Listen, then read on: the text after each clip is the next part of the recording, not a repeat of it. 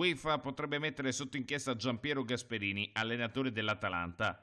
Secondo il giornale spagnolo Marca, il Valencia ha chiesto all'UEFA e alle autorità sanitarie italiane un intervento sul tecnico della squadra bergamasca. Il mister della Dea è finito nel mirino per aver riferito di essere stato colpito dal coronavirus a ridosso della partita di Champions League del 10 marzo a Valencia, giocata a porte chiuse proprio per l'emergenza sanitaria.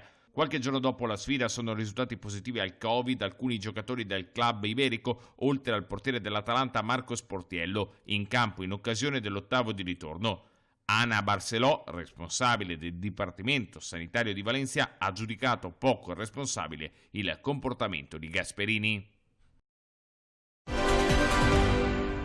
Ai microfoni di Radio Punto Nuovo, Arturo Diaconale, responsabile della comunicazione della Lazio, ha commentato il momento che sta attraversando la società biancoceleste con le accuse piovute addosso al presidente Lotito sul presunto caso Zarate. Non mi pare che chi ha denunciato Lotito ha questa credibilità assoluta per dire che le sue considerazioni sono inattaccabili. Il presidente mi pare abbia deciso di reagire sul piano giudiziario, vedremo quale sarà la conclusione di questa vicenda.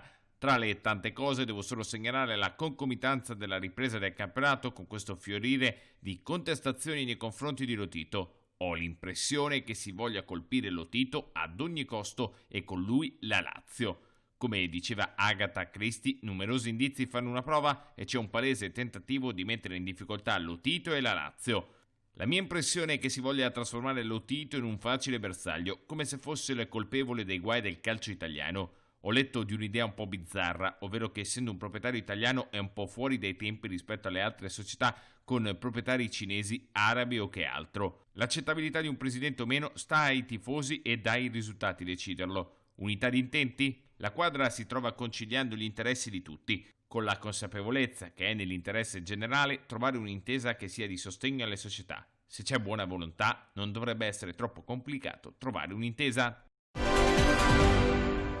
Fabian Ruiz è ormai diventato l'oggetto dei desideri delle grandi di Spagna. Barcellona e Real Madrid sarebbero in agguato per il 24enne centrocampista del Napoli, considerato quasi incedibile dal club di Aurelio De Laurentiis, se non per un'offerta indecente. Secondo Mundo Deportivo, i blancos non sarebbero disposti a pagare la cifra di 100 milioni di euro, così come ventilata dai rumors di mercato, per portare il giocatore al Santiago Bernabéu. La crisi economica causata dalla pandemia di Covid-19 si farebbe sentire anche per le casse delle merengues, disposte invece a inserire in un'eventuale trattativa Jovic o Ames. Mister Gattuso però considera Fabian Ruiz uomo chiave nel suo gioco e non intende privarsene. Tutto, comunque, può ancora accadere.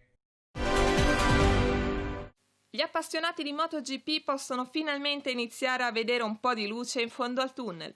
Nel rispetto della nuova fase successiva all'ondata di pandemia di coronavirus che ha colpito il mondo intero, i vertici del motomondiale, in collaborazione con i team, gli organizzatori e le autorità locali, sono quasi sul punto di stilare un calendario ufficiale.